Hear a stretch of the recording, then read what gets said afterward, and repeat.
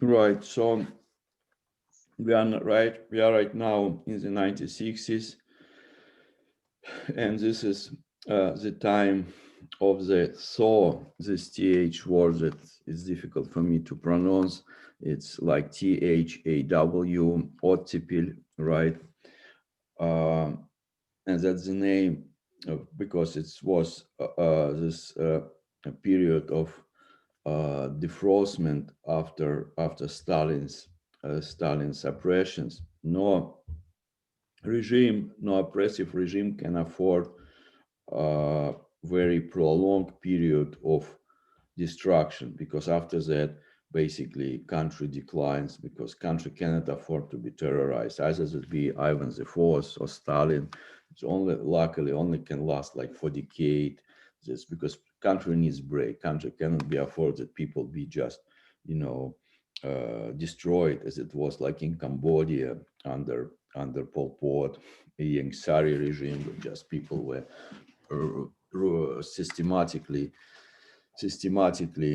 killed, because it takes a long time to educate person to like growing up a tree, and then to destroy this person just in few minutes. You won't be able to restore country after this, because just you are cutting a branch on which you sit. So I don't know what would be the proper English. I'm translating a Russian idiom. What would be the proper English idiom? No, that works. That works. There's a saying You're in shooting English. yourself in the leg, right? You're shooting yourself in the leg. That's what Mm-hmm. Mm-hmm. I don't think there is an English. There is English idiom cutting. It's not branch. I think it should sound somehow different. I think in English. Anyway, if you know, tell me what would be the proper one. Uh, so we just talked about 1961, when wardens were reaffirmed as leaders of congregations. And because there wasn't checks and balances system in the Soviet Union, Communist Party was not really controlled, because it could not efficiently control itself. There wasn't any competition. So it was hard for church to find defense. It only was possible through sort of back channels, like personal communication with leader, sort of friendships or whatever relation, good personal relation with local communist leaders, who might feel sympathetic for you personally, knowing you as a bishop, or kind of that's why this sort of relationship were developed, because they could be useful for the church. And it was mentioned earlier that in 1961, the Russian Church joined the Council of Churches. And again, this reflects another change that mirrored Soviet foreign policy, because in 1948 there was Pan-Orthodox Conference in Moscow that initially was envisioned as an ecumenical council, but it was kind of boycotted by Greek churches. Only a few representatives, the ecumenical patriarch didn't come. I'm not sure how many Greek patriarchs were there. Uh, and they were very critical about ecumenical movement at this 1948 event. And Russian Church refused to participate in the newly founded World Council of Churches, because the World Council of Churches was supposed to be a forum for Christians to meet to discuss the issues of theology and issues of social service and so on. It was actually envisioned by Robert Gardiner at the beginning of the 20th century. Robert Gardiner was an American Episcopalian, and he wrote to Archbishop Anthony of Kharkov, who was no less than Archbishop Anthony Khrapovitsky, of inviting him to come. And Vladika Anthony, he responded explaining his understanding of ecclesiology that was later on developed by his disciple, Saint Hilarion Ovirius and Ilarion Troitsky. So this is what Vladika Luke uh, uh, is very much in favor of. And in Jordanville, this St. Ilarion Troitsky pamphlet, Christianity or the Church, was reprinted in numerous number of times. But this exactly was response to Robert Gardner, because Ilarion at that time, Vladimir Troitsky, 1917, he responded in this conversation, in continuation of this conversation, this correspondence with Robert Gardner. Neither Archbishop Anthony nor Vladimir Troitsky declined to come. They all were enthusiastic about coming to this conference of Christian churches, but presenting their how they understood Orthodox ecclesiology, what they understood was the church position on societies outside of its canonical boundaries, so which was very closely followed St. Cyprian of Carthage train of thought. So 1948, this all resulted, those previous correspondences and conferences that were established, that there was a number of them. There are two movements were set up after World War I. So they all were transformed into World Council of Churches.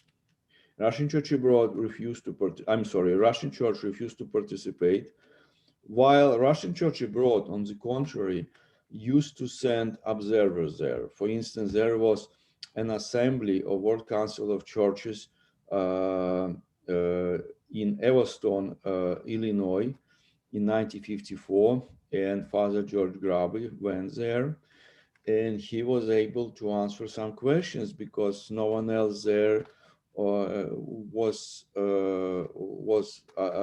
available to speak about traditional teaching on eschatology. So he kind of about future life and coming of Christ, Christ's parousia, and so on, and people appreciate it. So he also had a chance to speak to a number of delegates, and interestingly, he was there simultaneously with Father Georges Florovsky.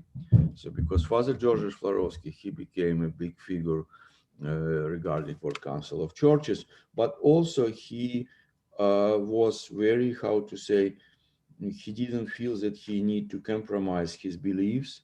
He really spoke his mind and did his best to present Orthodox a point of view. So to go there didn't mean that somebody has to really to be shy about how he believes or how his church believes as he or she understands. So that's also important. That it doesn't mean if you speak about with non-Orthodox, it doesn't mean that you really have to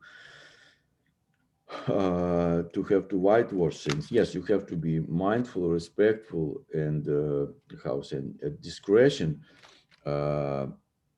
But at the same time, doesn't mean that you need to be ready for theological compromises. So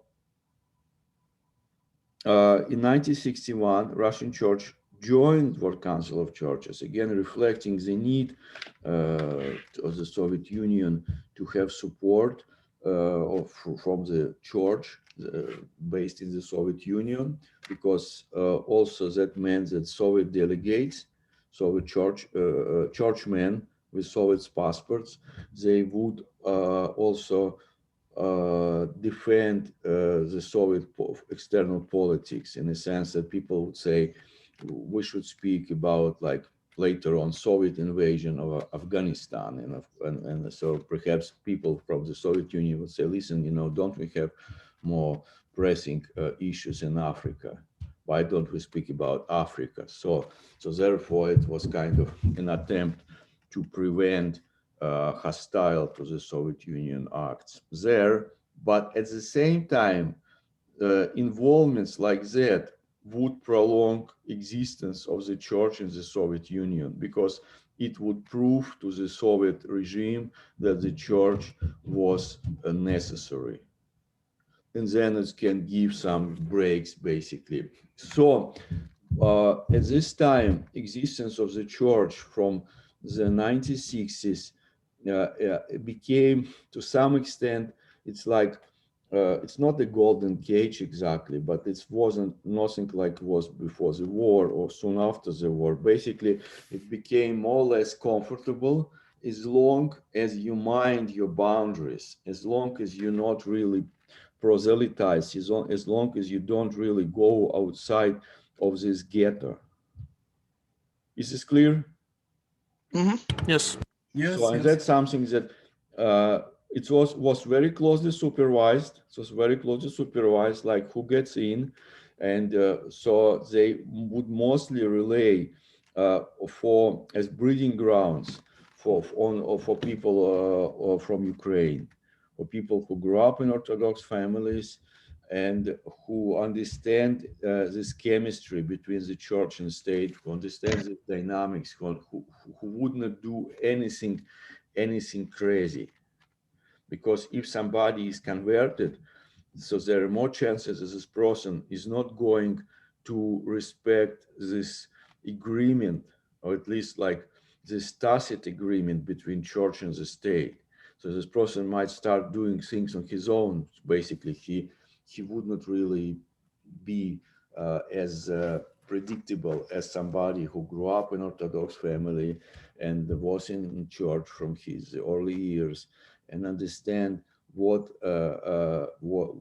is allowed and what is not allowed.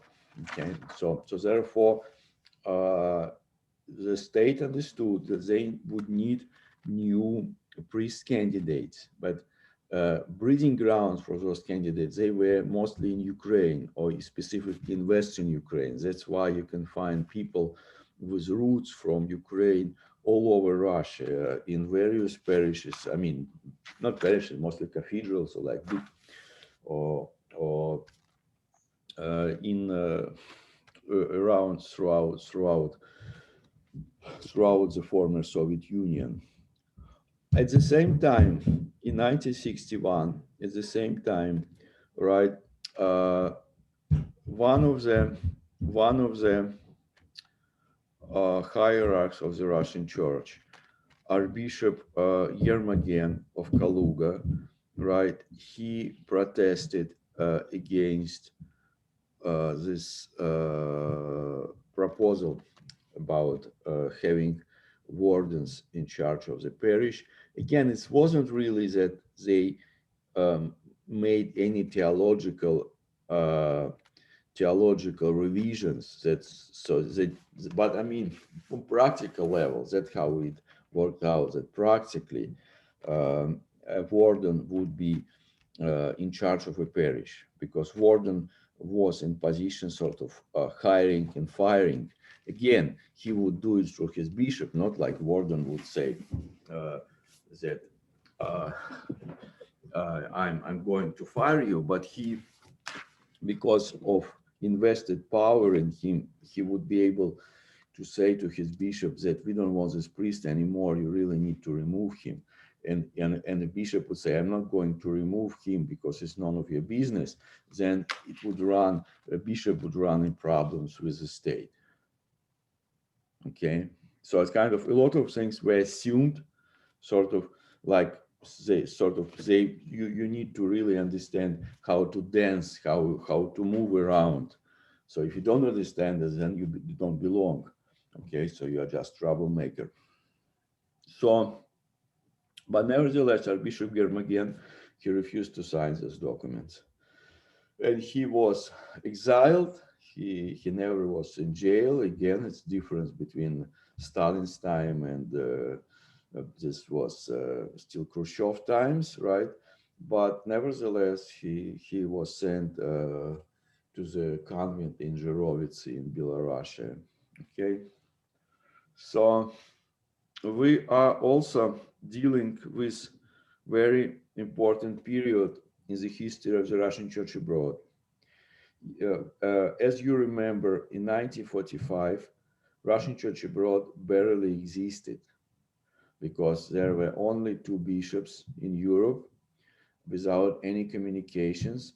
Then the bishops from Ukraine and Belarus reinforced it, and then a number of candidates were consecrated as bishops from Russian emigres, white Russian emigres.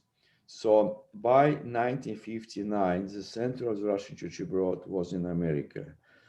1959 is a huge year in the history of the Russian Church abroad. Earlier in that year, the Fund for Assistance to the Russian Church abroad was set up by laymen of this church who were grateful for priests who didn't leave them in no matter what circumstances. Starting with the Crimea, with the occupation Crimea, Russian priests of the Russian Church abroad were always with their flag, rain or shine. And people now who had means, they wanted to give back to the church. And this lay initiative received blessing of his beatitude of the blessed memory, Metropolitan Anastasia. So, and this remains a major charity of the Russian Church abroad until today. The same year, a building was donated that is still headquarters of the Synod in the upper part of Manhattan. And Bishop Council was assembled there in 1951 that gathered hierarchs around the globe, including St. John of Shanghai. The downstairs church was consecrated by St. John of Shanghai, St. Sergius Church there. And the fact that those bishops came from all over and had the Bishop Council in New York demonstrated that amazing ability that the Russian Church abroad just in 14 years' time was strong and quite how to say impressive, right? That was interesting phenomenon. I'm not sure if we can really count on such revivals. It's really possible to count that there are going to be some kind of another wave of immigrants, and then Russian Church abroad would reinvent itself once again. I'm not sure if it's really, if you really count on miracles, sort of. But that was in fact quite a miracle. What happened. So 1959 is an important year, important landmark, in a sense that, yes, it's also important because in 1959, the Russian Church abroad adopted, at this council that I just mentioned, adopted right of the reception into the Russian Church abroad of the clergymen of Moscow Patriarchate. Because before that, clergymen of the Moscow Patriarchate were received without any, just they were joined. They basically joined as any other clergy, or their papers would be studied, and if they were canonically ordained, they didn't have any problems. They would be received. They wouldn't receive though without releases, like also Ukrainian clergymen, Belarusian clergymen. They were received with their bishops often, because all Belarusian bishops left their country. But if, for instance, a clergyman happened to be through the wartime abroad, he would just receive the Russian Church abroad without canonical releases from his bishop in Ukraine, back in Ukraine. So, but now there was special rite of repentance for being a part of the church that was manipulated by the state, was used by the state. Okay, but also it was done partially in response to Moscow Patriarchate measures, because there were cases like in Yugoslavia where local clergy after the war were received through repentance. But this became an important landmark in developing of the mindset of the Russian Church abroad versus Moscow Patriarchate. And this practice formally existed, at least formally continued to exist until 2007. That also gives you an idea how all those things are recent, how they all just beyond the corner in our past. So that's important landmark. The right of the reception was adopted for clergy of the Moscow Patriarchate. Okay, so now what else is there? Just let me